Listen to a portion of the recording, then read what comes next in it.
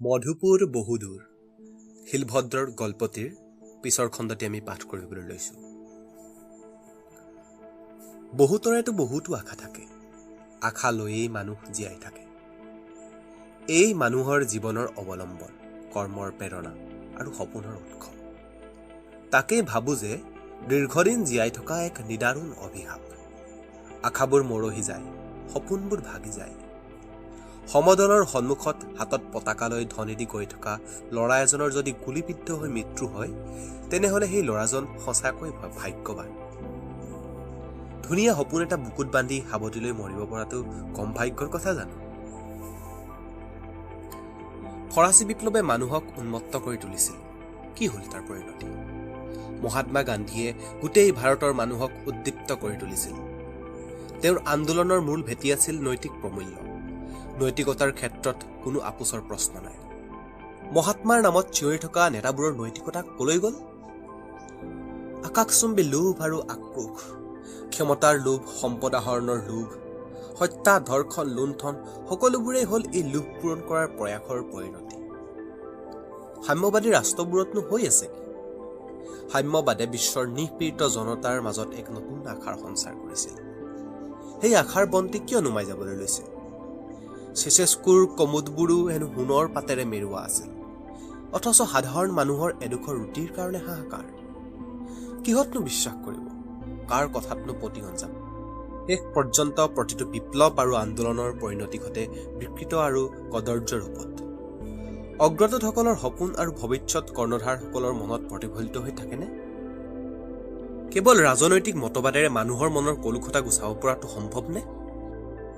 কিবাকৈ মানুহৰ মনত এক সামগ্ৰিক সামাজিকতাৰ সৃষ্টি কৰিব পাৰিনে? এজনে হাঁহিলে সকলোৰে মনত সেই হাঁহিৰ তৰংগ বিয়পি পৰিব আৰু এজনে কান্দিলে সকলোৰে মনবোৰ ভাৰাক্ৰান্ত হৈ উঠিব। ধৰ্মই পৰা নাই, ৰাজনৈতিক পদ্ধতিয়ে পৰা নাই, বিকল্প উপায় কিবা থাকিব পাৰেনে? মই বাৰে বাৰে মধুপুৰলৈ উভতি যাওঁ। ভিন্ন এক জীৱন, ভিন্ন এক বাতাবৰণ। সৰু ঠাই, সকলোৰে পৰা বিচ্ছিন্ন, কিন্তু স্বয়ং সম্পূৰ্ণ। ব্ৰিটিছৰ তলত আছিল নে অইন কাৰোবাৰ তলত আছিল, সেইলৈ কাৰো চিন্তা নাই। সকলো কাৰ্যক্ৰমৰ কেন্দ্ৰ আছিল জমিদাৰ অৰ্থাৎ ৰাজা বাহাদুৰ। ব্যৱস্থাটো ভাল নে বেয়া ক'ব নোৱাৰিম, কিন্তু জীৱনধাৰা আছিল শান্তিপূৰ্ণ আৰু নিৰুদ্বিগ্ন, অন্ততঃ জমিদাৰৰ অনুগ্ৰহপুষ্ট লোকসকলৰ কাৰণে।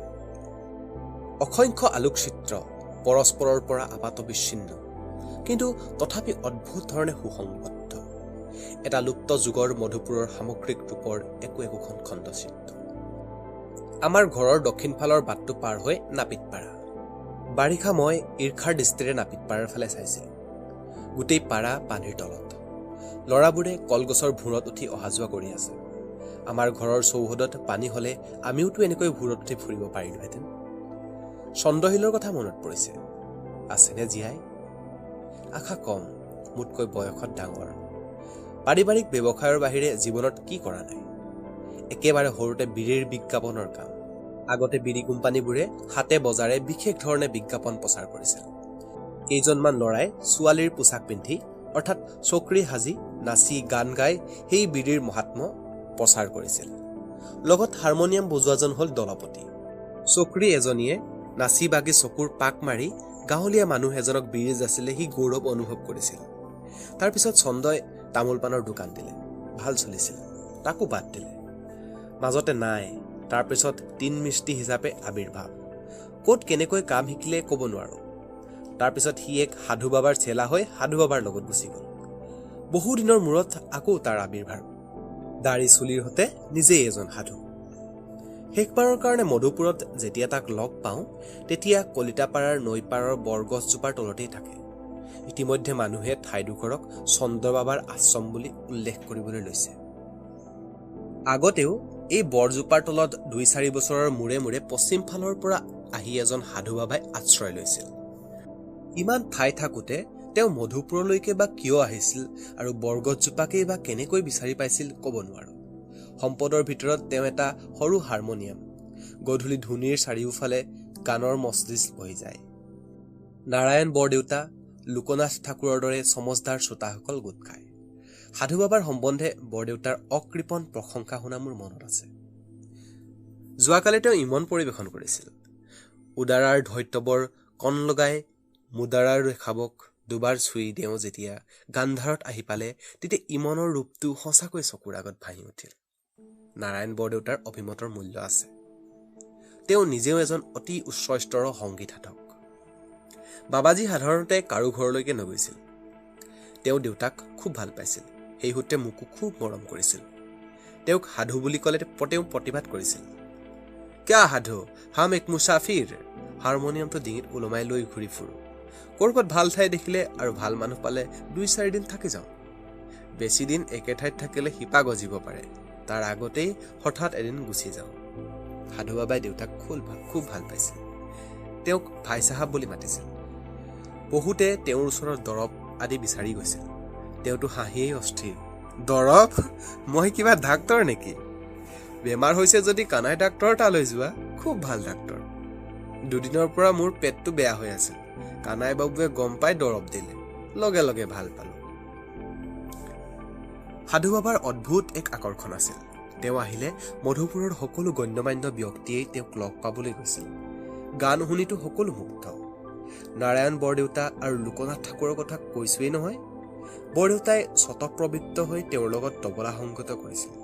আনকি ৰাজা বাহাদুৰেও সাধু বাবাৰ গান শুনাৰ কাৰণে বৰগছজোপাৰ তলত উপস্থিত হৈছিল। উচ্চাংগ সংগীতৰ প্ৰতি আছিল তেওঁৰ গভীৰ অনুৰাগ। বৰ্তমান যুগত এই সাধু বাবাৰ দৰে মানুহবোৰ বোধহয় লুপ্ত হৈ গৈছে। দেউতাৰ মৃত্যুৰ পিছত সাধু বাবা হঠাৎ মধুপুৰত উপস্থিত হয়। দেউতাৰ মৃত্যুৰ সংবাদ পাই সেইদিনাই তেওঁ গুচি গ'ল। তাৰ পিছত তেওঁ আৰু কেতিয়াও মধুপুৰলৈ অহা নাই। 4. চন্দ্ৰশীলৰ কথা কৈছো নহয়, তেনেহলে তগৰৰ কথাও ক'ব লাগিব।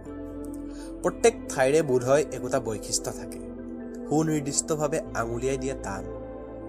মধুপুৰৰ বৈশিষ্ট্য এয়েই বোধ হয়, গতানুগতিক জীৱনধাৰাত অসন্তুষ্টি। নিজে যি কৰি আছে তাতেই সন্তুষ্ট নহয়, বেলেগে কিবা কৰিবলৈ লাগে। নহ'লেনো জমিদাৰৰ ল'ৰাই জমিদাৰী পৰিচালনাত লাগি নাথাকি চিনেমা কৰিবলৈ লয় কিয়? দেউতাৰ স্বভাৱতো এই উপাদান আছিল, মোৰো নাই বুলি নকওঁ। এতিয়া তগৰৰ কথা কওঁ। মই জীৱনত এনেকুৱা অস্থিৰ স্বভাৱৰ মানুহ কমেই লগ পাইছোঁ। নিজৰ প্ৰকৃত সত্তা বিচাৰি আকুল, বহুমুখী প্ৰতিভাসম্পন্ন মানুহ। সি দুটাৰা বজাই খুব ভাল লোকসংগীত গাব পাৰিছিল, ভাল বাঁহী বজাব পাৰিছিল, ভাল খনিকৰ আছিল। আচলতে সি কি কাম কৰিব নোৱাৰিছিল, কিন্তু কোনো কামতে সি বেছি দিন লাগি থাকিব নোৱাৰিছিল। যিকোনো কাম সি তৎক্ষণাত শিকি ল'ব পাৰিছিল। যিকোনো গুণী মানুহক লগ পালে সি তৎক্ষণাত তাৰ অনুগত হৈ কামখিনি শিকি লৈছিল। মাজতে ৰংপুৰৰ পৰা বিশ্বনাথ দাস বোলা বহুৰূপী এজন মধুপুৰলৈ আহিছিল। তগৰেও কিছুদিন বহুৰূপী হৈ মানুহৰ ঘৰে ঘৰে ফুৰিবলৈ আৰম্ভ কৰিলে। পগলা, হঠাৎ বাবু, অৰ্ধনাৰীশ্বৰ, নানা ধৰণৰ।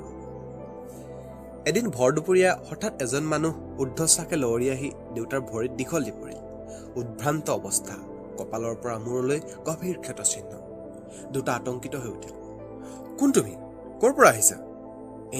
কোনে এনেকৈ কাটিলে? হুজুৰ, ভূপন নাপিতে মোক দাৰে ঘপিয়ালে। চাওক হুজুৰ, চাওক মোৰ কি অৱস্থা কৰিলে। ভুৱন? ভুৱনটো এনেকুৱা মানুহ নহয়। সি তোমাক কিয় কাটিবলৈ গ'ল? কি কৰিছিলা? একো কৰা নাই হুজুৰ, তাক কেৱল মাইকী মানুহ বুলি কৈছিলো। কিয় মাইকী মানুহ বুলি ক'বলৈ গ'লা কিয়? কিবা মিছা কথা কৈছোনে হুজুৰ? তাৰ মাতটো মাইকী মানুহৰ দৰে নহয়, আপুনিয়ে কওক। সিটো সদায় আহি আপোনাৰ দাড়ি খুৰাই দিয়ে। আমি সকলোৱে উৎসুক হৈ বাৰাণ্ডালৈ ওলাই আহি আতংক আৰু কৌতূহলেৰে আহত মানুহজনৰ ফালে চাই আছো। দেউতা ব্যস্ত হৈ উঠিল। তেওঁ চাকৰ বাকৰক নিৰ্দেশ দিলে, বাৰু ইয়াৰ বিচাৰ পাছত হ'ব। এই মহেন্দ্ৰ, আইদেউক কৈ ফটা কাপোৰ এখন আনি ঘা দুখৰ বান্ধি দে। মনেশ্বৰ, তই যা, কানাই ডাক্তৰক মাতি আন। আশ্চৰ্য, ভুৱনৰ ইমান খং! মানুহজন আকৌ দেউতাৰ ভৰিত দীঘল দি পৰিল। হুজুৰ, মোক চিনিব পান নাই, মই তগৰ বহুৰূপী। তগৰৰ সাহস কম নহয়। অকল দেউতাৰ তালৈকে নহয়, সি এনেকৈ ৰাজা বাহাদুৰৰ তালৈকো গৈছিল। কলপাত এখন কটাৰ কাৰণে ধেপেৰা বৰ কাণ্ডাজে হেনো তাৰ দাৰে ঘপিয়ালে। ৰাজা বাহাদুৰে সন্তুষ্ট হৈ তাক তৎক্ষণাত 20 টকা বকচিচ দিলে আৰু সাজ পোছাকৰ কাৰণে কিবা লাগিলে তাক দিবলৈ প্ৰতিশ্ৰুতি দিলে। পিছে তগৰ একেটা কামত লাগি থকা মানুহ নহয়। 2 দিনমান পিছতেই তাৰ এই কামত আগ্ৰহ নোহোৱা হ'ল। উদ্ধৱ বোলা তিনমিস্ত্ৰী এজনে মাজে সময়ে মধুপুৰলৈ আহি মানুহৰ ঘৰে ঘৰে গৈ ভগা ফুটা বাচন বৰ্তন মেৰামতি কৰি দিছিল। মানুহে উদ্ধৱৰ কাৰণে ৰৈ থাকিছিল। সি আমাৰ ঘৰলৈও আহিছিল। সকলো সা সৰঞ্জাম তাৰ লগতেই। সৰু এটা সাপৰ কাঠকয়লাৰ মোনা, সকলো লাগতিয়াল বস্তু। সি সৰু গাঁত এটা খান্দি সাপৰটো লগাই লৈছিল। কলহ বাল্টি এইবোৰৰ টেমুনাবোৰ গুচাই জোৰা লগাই একেবাৰে নতুনৰ দৰে কৰি দিছিল। সৰু হাতুৰি এটাৰে কোবাই কোবাই পেলাই দিবলগীয়া চচপেন আদিৰ টেমুনাবোৰ গুচাই একেবাৰে নিমজ কৰি তুলিছিল। সিও আছিল এক অদ্ভুত চৰিত্ৰ। পইচা পাতিৰ খক নাই। যি দিয়া যায় তাতেই সন্তুষ্ট। সি কাম কৰি থকা অৱস্থাত হঠাতে উচ্চ কণ্ঠে গান গাই উঠিছিল। উদ্ধৱৰ লগ লাগি চন্দ্ৰশীলৰ দৰে তগৰে তিনমিস্ত্ৰীৰ কামো শিকিছিল। পিছে কেইদিননো তাৰ আগ্ৰহ থাকে। মই যিবোৰ অদ্ভুত চৰিত্ৰৰ মানুহক লগ পাইছো, তগৰ তাৰ অন্যতম।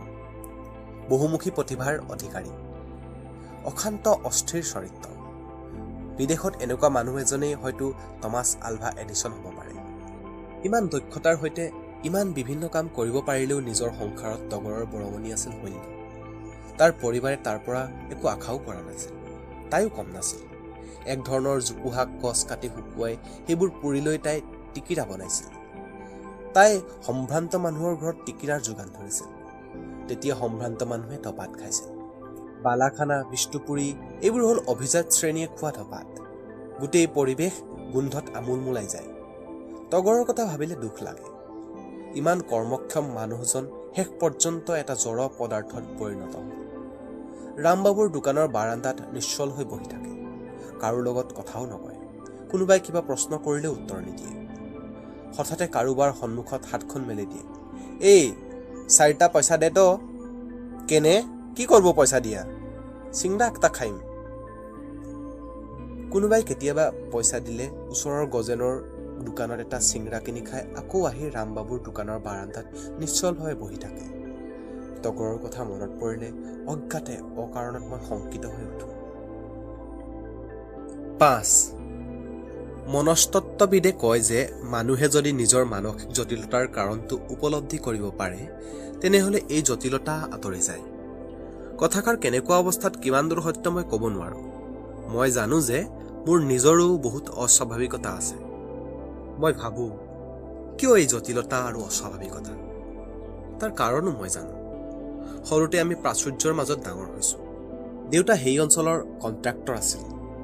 তেওঁৰ নিজৰ ইটা ভাটাও আছিল। সেই অঞ্চলত ইটাৰ ভাটা নাছিলেই। মধুপুৰৰ পৰা ধুবুৰীলৈ ইটা কঢ়িওৱা গৰু গাড়ীৰ সমদল চলিছিল। বিলাচীপাৰা, হালকুচা আদি ঠাইত পকীঘৰ সাজিবলৈ হলে মানুহে নাৱেৰে দেউতাৰ ভটাৰ ইটা লৈ গৈছিল। দেউতাই যেনেকৈ আৰ্জিছিল তেনেকৈ খৰচো কৰিছিল। আমাৰ ঘৰখনতো আছিল ধৰ্মশালা। বাহিৰৰ ফালে আলহীৰ কাৰণে বেৰাকৰ দৰে দীঘলীয়া এটা ঘৰেই আছিল। ঘৰটোত কেইবাটাও কোঠালি, বিচনা পাতি সকলো আছে। তাতে সদায় আলহী আছিল। তাৰে এজন হ'ল কবিৰাজ মচাই, বৰিশালৰ মানুহ, অৰ্থাৎ এতিয়াৰ বাংলাদেশৰ। তেওঁ কেনেকৈ লম্ভিছিল ক'ব নোৱাৰো। আমাৰ ঘৰুৱা চিকিৎসক আছিল উপেন খাঁ।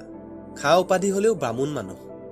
কবিৰাজ মচায়ে বছৰত এবাৰ আহি ওচৰৰ পাজৰৰ গাঁওবোৰত চিকিৎসা কৰিছিল। থকা খোৱাৰ খৰচ নাই, গতিকে নিশ্চয় ভাল উপাৰ্জন হৈছিল। কবিৰাজ মচাই আছিল অত্যন্ত শান্ত স্বভাৱৰ নিৰীহ মানুহ। ঘৰত থকা অৱস্থাত এখন নীলা ৰঙৰ লুঙি পিন্ধিছিল। চকীত বহিলেও দুয়োখন ভৰিৰ ওপৰত তুলি লৈ মাটিত বহাৰ নিচিনাকৈ লেপেটা কাঢ়ি বহিছিল। তেওঁ অনবৰত হুকা খাইছিল। গোটেই কোঠালিটো একেবাৰে লেতেৰা কৰি থৈছিল।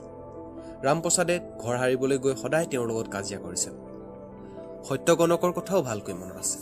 সত্যনাথ শৰ্মা। তেওঁ বছৰি এবাৰ মধুপুৰলৈ আহিছিল। ল'ৰা ছোৱালীৰ জন্মপত্ৰিকা কৰোৱাৰ কাৰণে মানুহ তেওঁৰ কাৰণে ৰৈ থাকে। এখিলা এখিলাকৈ কেইবাখিলা কাগজ সংযুক্ত কৰি তেওঁ একোখন বিৰাট দীঘল জন্মপত্ৰিকা প্ৰস্তুত কৰিছিল।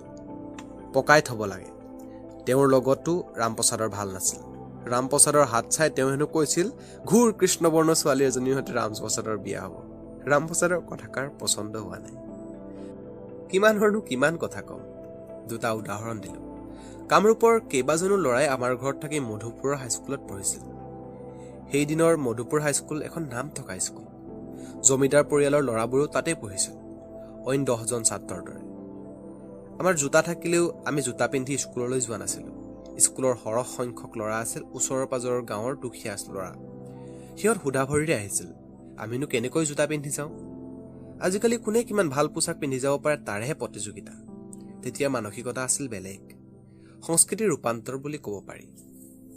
উত্তেজিত হৈ বীৰেছে হেডমাষ্টৰক নালিচ টনালে। ছাৰ, নন্দই মোক মাখনৰ জোতাৰে কোবাম বুলি কৈছে। হেডমাষ্টৰ আচৰিত হৈ গ'ল। মাখনৰ জোতা? সেইটো আৰু কি বস্তু? মাখনৰ দেউতাক শশাংক দত্ত অলপতে মধুপুৰৰ পোষ্টমাষ্টৰ হিচাপে বদলি হৈ আহিছে।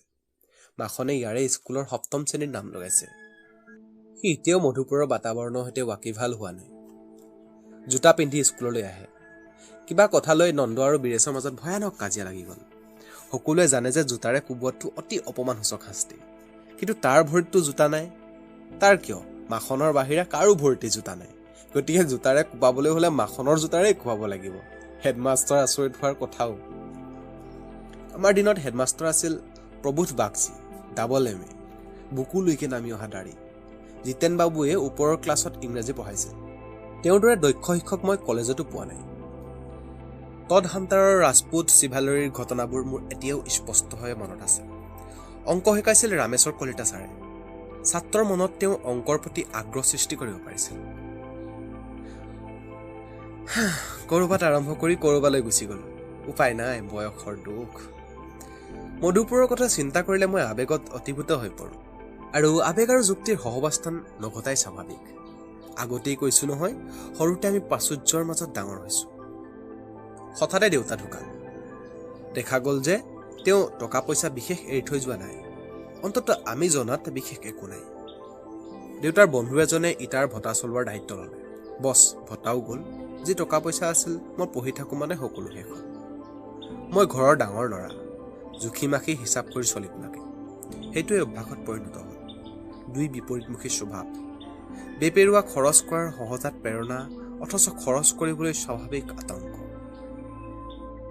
পৰিবাৰ লগত নাথাকিলে মই এতিয়াও ভিৰ ঠেলি চিটিবাছত উঠাৰ চেষ্টা কৰোঁ। ৰিক্সা বা অটো ল'বলৈ বৰ টান পাওঁ। পৰিবাৰে আপত্তি কৰে। এই বয়সত চিটিবাছত ওলমি যাব লাগিছে কিয়? ৰিক্সা এখনতো ল'ব পাৰা। এতিয়া ৰিক্সা এখন ল'ব নোৱাৰা এনেকুৱা অৱস্থাটো নহয়।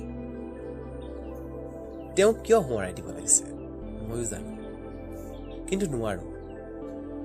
স্বয়ংক্ৰিয় প্ৰতিবন্ধক। মই নিজৰ কাৰণে কিবা দামী বস্তু কিনিবলৈ টান পাওঁ। জোতাই হওক, পেণ্টেই হওক বা কামিজেই হওক। চখ কৰি যে কিনিব নোৱাৰোঁ তেনেকুৱা অৱস্থা নহয়। কিন্তু কি দৰকাৰ? কাম চলি থাকিলেই হ'ল। সাধ্যে কোলালে অন্যৰ কাৰণে খৰচ কৰাৰ কোনো আপত্তি নাই, কিন্তু নিজৰ কাৰণে নোৱাৰোঁ। আচলতে মই মধুপুৰৰ কথাহে ক'বলৈ লৈছোঁ। অকল দেউতাৰেই নহয়, পে হিচাপে খৰচ কৰা সেই যুগৰ মধুপুৰৰ সম্ভ্ৰান্ত শ্ৰেণীৰ মানুহৰ মজ্জাগত স্বভাৱ আছিল। জমিদাৰৰ জীৱন ধাৰণ প্ৰক্ৰিয়াৰ প্ৰভাৱ। কেইবছৰমানৰ আগতে মধুপুৰলৈ যাওঁতে নৱখুৰাক মাত লগাবলৈ গ'ল। মোক মৰম কৰে শুভাকাংক্ষী মানুহ। পুৰণি মানুহবোৰতো প্ৰায় নোহোৱাই হ'ল। শুনিলোঁ খুৰাৰ গা ভাল নাথাকে। আৰুনো কিমান দিন জীয়াই থাকিব? পিছৰবাৰ আহোঁতে লগ পাওঁ বা নাপাওঁ। যাওঁ, এষাৰ মাতকে লগাই যাওঁ। মোক লগ পাই নৱখুৰা খুব খুচি। ভাৰসাম্য হেৰুৱাই পেলোৱাৰ দৰে অৱস্থা। মই ঘনাই মধুপুৰলৈ নাযাওঁ কাৰণে অভিযোগ কৰিলে। পুৰণি দিনৰ কথা কৈ চকু পানী মুচিলে। কি দিন আছিল আৰু কি হ'ল। আমাক এতিয়া কোনেও খাতিৰ নকৰে। জমিদাৰীও গ'ল আৰু আমাৰ অৱস্থাও নাইকিয়া হ'ল। লুচি আৰু চাহ খাই উঠিলোঁ। খুৰাই ক'লে, অহাকালি দুপৰীয়া ভাত সাজ আমাৰ ইয়াতে খাবি। মই আপত্তি দৰ্শালোঁ। দুদিনৰ কাৰণে আহিছোঁ, সময় নাই। ঘৰতো বেয়া পাব। নাই, নুশুনে। কি বেয়া পাব? মোৰ কথা কবি। কিবা কাম থাকিলে কাম শেষ কৰি আহিবি। দেৰি হ'লেও একো কথা নাই। দাদা থাকোঁতে কিমান দিন তহঁতৰ ঘৰত খাইছোঁ, তোৰ মনত নাই? তেওঁ দেউতাৰ কথা কৈ আকৌ চকু পানী মুচিলে। নৱখুৰাৰ আন্তৰিকতাক উপেক্ষা কৰিব নোৱাৰিলোঁ। দুপৰীয়া খুৰাৰ ঘৰত তৃপ্তিৰে খালোঁ। আচল কথা হ'ল আন্তৰিকতা। মোক খুৱাই খুৰাৰ কি আনন্দ। নে আৰু এক টুকুৰা মাছ নে। ৰেখা, তুই দেতো। নাই খুৰা, আৰু নোৱাৰো। কি নোৱাৰ? এই বয়সত মই দেখোন তোতকৈ বেছি খাব পাৰোঁ। কি যে হৈছে তহঁতৰ। খাই আনন্দ আৰু মানুহক খুওৱা আনন্দ মধুপুৰৰ পুৰণি সম্ভ্ৰান্ত মানুহৰ বৈশিষ্ট্য। নৱখুৰাৰ দৰে মানুহে পুৰণি স্বভাৱ এতিয়াও সলনি কৰিব পৰা নাই। গধূলি তাৰ দোকানৰ সন্মুখেদি গৈ থকা দেখি মুৰাৰী চাহাই হুলস্থুল কৰি মাতিবলৈ আৰম্ভ কৰিলে। বন্ধু মানুহ, আমি হাইস্কুলত কিছুদিন একেলগে পঢ়িছিলোঁ। এই ভদ্ৰ, তই কেতিয়া আহিলি? মোক মাতি লৈ গৈ সি তাৰ দোকানৰ ভিতৰত বহুৱালে। বেছ ডাঙৰ দোকান, অথচ আগতে মধুপুৰৰ যিকেইখন ডাঙৰ দোকান আছিল তাৰ আটাইকেইখনেই আছিল স্থানীয় মানুহৰ। বৰুৱা চক্ৰৱৰ্তী, চক্ৰৱৰ্তী, গৌৰী ভাণ্ডাৰ, লক্ষ্মী ভাণ্ডাৰ, এইবোৰ আছিল সম্ভ্ৰান্ত প্ৰতিষ্ঠান। কলিকতাত যি বস্তু পোৱা গৈছিল এইবোৰতো সেই বস্তু পোৱা গৈছিল। জমিদাৰ আছিল এইবোৰ দোকানৰ পৃষ্ঠপোষক। এতিয়া ইয়াৰ এখনো নাই। মুৰাৰীয়ে দোকানৰ ল'ৰা এজনক নিৰ্দেশ দিলে, যাচোন বিদিতৰ দোকানৰ পৰা 2টা সন্দেশ আৰু একাপ চাহ লৈ আহ। নতুন লিকাৰ দি চাহকাপ কৰিব কবি। মই ব্যস্ত হৈ আপত্তি জনালোঁ, নাই আজি মই সন্দেশ খাব নোৱাৰোঁ। বাপৰে, দুপৰীয়া নৱখুৰাৰ ঘৰত যি খানা খাইছোঁ এতিয়াও তাৰে উগাৰ উঠি আছে। মুৰাৰীয়ে গহীনভাৱে ক'লে, সেইকাৰণেই। মই প্ৰশ্নসূচক দৃষ্টিৰে তাৰ ফালে চালোঁ। তাকেইতো কওঁ, হঠাৎ নৱখুৰাৰ কিয় 100 টকা নহ'লেই নহয়। কালি গধূলি আহি মোক নেৰা নেপেৰাকৈ ধৰিলে। আমি আগৰ দিনৰ মানুহ, মুখৰ ওপৰত না বুলিও ক'ব নোৱাৰোঁ। আগতেই বহুত বাকী পৰি আছে। সোণৰ শিকি এটা উলিয়াই দিলে, লাগিলে এইটোৱেই ৰাখ, আৰু কি কৰিম। মুৰাৰীৰ কথা শুনি প্ৰথমে মনটো বেয়া হৈ গ'ল। তৎক্ষণাৎ নৱখুৰাৰ মুখখন চকুৰ আগত ভাঙি উঠিল। অকৃত্ৰিম আনন্দত উজ্জ্বল এখন মুখ। মোৰ দুখ কৰাৰ কিবা অৰ্থ আছেনে? 6. এই প্ৰক্ৰিয়া এতিয়াও ৰুদ্ধ হোৱা নাই। এইটো এটা ধাৰাবাহিক প্ৰক্ৰিয়া। মই প্ৰব্ৰজনৰ কথা কৈছোঁ। মোৰ ককা দেউতা চেঙাৰ পৰা মধুপুৰৰ ফালে যায়। আজিও এই প্ৰব্ৰজন অব্যাহত আছে। গোটেই পৃথিৱীতে এই প্ৰক্ৰিয়া চলি আছে। অন্যথা ইতিহাস এটা উপেক্ষণীয় বিষয়ত পৰিণত হ'লহেঁতেন। আমেৰিকাৰ ইতিহাস কি? অষ্ট্ৰেলিয়াৰ? ভাৰতবৰ্ষৰ ইতিহাসৰ কথাকেই ধৰক। একেই পদ্ধতিৰে আহোমসকলৰো আগমন। তাৰো আগতেই হাজাৰ হাজাৰ বছৰ ধৰি নিৰৱচ্ছিন্নভাৱে এই প্ৰক্ৰিয়া চলিয়েই আছে। সময়সীমাৰ নিৰ্দিষ্ট কৰিব কোনে আৰু কেনেকৈ? শ্ৰীমন্ত শংকৰদেৱৰ পূৰ্বপুৰুষ লণ্ডদেৱে কনৌজৰ পৰা গৌড়লৈ আহি বসতি স্থাপন কৰে। তেওঁৰ অধস্তন পুৰুষ গৌড়ৰ পৰা কামৰূপলৈ আহে। স্বাধীনতা লাভ কৰাৰ সময়ত দেশখন যেতিয়া দুভাগ হয়, তেতিয়া পূৰ্ববংগৰ ভগনীয়াৰৰ সোঁত অসমত বিয়পি পৰে। আজি মধুপুৰত উন্মুক্ত প্ৰান্তত বিচাৰি পাবলৈ নাই। মধুপুৰৰ সোঁমাজত থকা তেইলানী পথাৰখনে আধুনিক মহানগৰত থকা বস্তিৰ ৰূপ ধাৰণ কৰিছে। মই ক'বলৈ বিচাৰিছোঁ যে ককা দেউতাৰ কামৰূপৰ পৰা মধুপুৰলৈ যোৱাটো বিৰল হ'লেও অস্বাভাৱিক ঘটনা নহয়। এনেকুৱা আৰু বহুতো তালৈ গৈছে। বৰপেটা অঞ্চলৰ মহেশ্বৰ শৰ্মা মধুপুৰৰ বহুতো প্ৰতিপত্তিশালী মানুহৰ পুৰোহিত আছিল। তেওঁৰ ল'ৰা অৱনী শৰ্মাই মধুপুৰতে ঘৰ দুৱাৰ সাজি তাতে নিগাজিকৈ থাকিবলৈ লৈছে। অৱনী শৰ্মাৰ মাতবোল স্থানীয় মানুহৰ মাতবোলতকৈ বেলেগ আছিল। কিন্তু আজিকালি অৱনী শৰ্মাৰ ল'ৰা ছোৱালীৰ মাতবোল অৱনী শৰ্মাৰ মাতবোৰৰ লগত নিমিলেই। মই মধুপুৰলৈ গ'লে শৰ্মাৰ ল'ৰাই মোক মাত দিয়ে, দাদা কোনদিন আসতেন? পৰশু দাফাদাৰৰ কথাও মনত পৰিছে। আচল নাম হ'ল পৰশুৰাম কলিতা। নলবাৰী অঞ্চলৰ মানুহ। মধুপুৰৰ মানুহে তেওঁক পৰশু দাফদাৰ বা সংক্ষেপে দাফাদাৰ বুলি উল্লেখ কৰিছিল। দাফাদাৰ মানে বোধহয় সৰু সুৰা ঠিকাদাৰ অথবা কিছুমান কামলাৰ দলপতি। বাঁহৰ কামত পাকৈত। তেতিয়া বহুতো সম্ভ্ৰান্ত মানুহ থকা ঘৰটো আছিল খেৰৰ। দুৱাৰ খিৰিকী হয়তো আইনা লগোৱা। খিৰিকীৰ উচ্চতালৈ ইটাৰ দেৱাল, বেৰত চিমেণ্টৰ প্লাষ্টাৰ, কিন্তু ছালখন হ'লে খেৰৰ। আমাৰ চৌহদৰ ভিতৰৰ চোতালখনৰ চাৰিওপিনে 4টা ডাঙৰ ঘৰ আছে। তাৰে দক্ষিণৰ দেউতাৰ শোৱা ঘৰটো আছিল খেৰৰ। ডাঙৰ ঘৰ, অন্ততঃ 2000 বৰ্গফুটৰ। প্ৰায় 1 ফুটমান ডাঠ খেৰৰ ছাউনি। বিশেষ ধৰণৰ ছাউনি। কিবা নাম এটা আছে, পাহৰিলোঁ। এই ছাউনিত খেৰৰ আগবোৰৰ ওপৰৰ পৰা তললৈ নামি তলৰ পৰা ওপৰলৈ উঠি যায়। এনেকুৱা ছাউনি কৰাৰ কাৰণে এবিধ চুটীয়া আকৃতিৰ বিশেষ ধৰণৰ খেৰৰ প্ৰয়োজন। পাকৈত কামলাই ছাল চুৱাই জুই লগাই দিলে হেনো ওপৰত এলান্দুৰ দৰে ওলাই থকা আগবোৰহে পৰি যায়, ছালত জুই নালাগে। দেউতাই ঠিকাদাৰী কাম কৰিছিল। কামবোৰৰ ভিতৰত ঘৰৰ কামো আছিল। ইকৰা বা বাঁহৰ বেৰা দিয়া হৈছিল। বেৰ দিয়াৰ কাৰণে বাঁহবোৰ ঠুকি চেপেটা কৰি লোৱা হয়। এনেবোৰ কাম কৰিছিল পৰশু দাফাদাৰে। দৰকাৰ হ'লে দাফাদাৰে আমাৰ ঘৰতো কাম কৰিছিল। বাঁহৰ পৰা কামি কৰাৰ প্ৰক্ৰিয়াটো আছিল দৰ্শনীয়। এডাল উলম্ব দণ্ড ভালকৈ পুতি লৈ তাৰ ওপৰত আনুভূমিকভাৱে এডাল মাৰি সংলগ্ন কৰা হৈছিল, এটা ক্ৰুচৰ দৰে। বাঁহৰ মূৰটো সমানে 4 ভাগকৈ ফালি লৈ এই ক্ৰুচৰ 4টা পাদত 4টা ভাগ স্থাপন কৰা হৈছে। তাৰ পিছত সন্মুখৰ ফালৰ 4টা ভাগক এডাল জৰীৰে ভালকৈ বান্ধি লৈ আগফালে টানিবৰ কাৰণে এজন মানুহ আৰু পিছফালে গুৰিত ধৰি ঠেলিবৰ কাৰণে এজন মানুহ। বাঁহডাল লৈ দুয়ো একেলগে লৰ মাৰিলে বাঁহডাল অতি সহজে দীঘলে দীঘলে 4 ভাগত ভাগ হৈ যায়। ক্ৰুচটো পাৰ হৈ যাওঁতে গাঁঠিবোৰৰ পৰা ফট ফটকৈ ধাৰাবাহিক শব্দ হয়। ফট ফট ফট, চাই বৰ ভাল লাগে। অতি সহজ অথচ কাৰিকৰী পদ্ধতি। পৰশুৱে মধুপুৰৰ স্থানীয় দোৱানত কথা কোৱাৰ চেষ্টা কৰিছিল। তেওঁ ইফালৰ পৰা লগত লৈ যোৱা কামলাবোৰৰ লগতো। কিন্তু বুঢ়া শালিকাই নতুনকৈ ক'ত মাত লয়। তেওঁৰ কথা শুনিলে ধেমালি কৰি থকা যেন লাগিছিল। পৰশু কলিতাই ঘৰ দুৱাৰ সাজি স্থায়ীভাৱে মধুপুৰত থাকি গ'ল। অলপতে কলিতাৰ নাতি ল'ৰা সুধীৰক লগ পালোঁ। সি ধুবুৰী জিলা উন্নয়নী সংস্থাৰ সচিব। ভীষণ উত্তেজিত। উমৰা আমাক অসমীয়া বুলি না ধৰে। কেনে আমরা অসমীয়া না হয়?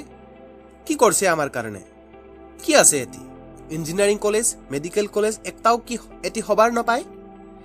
আমার এত্তিকার মানসির 1000 গুণ থাকলেও কেনে খাতে নাপায়?